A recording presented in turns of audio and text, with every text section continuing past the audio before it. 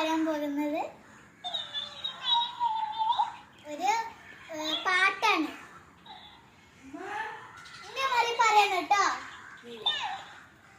എന്നാ പാടില്ല പാടേ.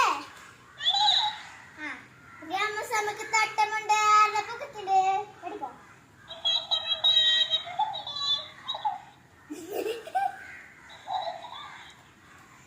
തട്ടത്തിലൊരു പൂച്ചയുണ്ട് അടപക്കത്തില് അന്തപക്കം ഇന്ത പക്കം അന്ത ഇന്ത എന്ത പക്കം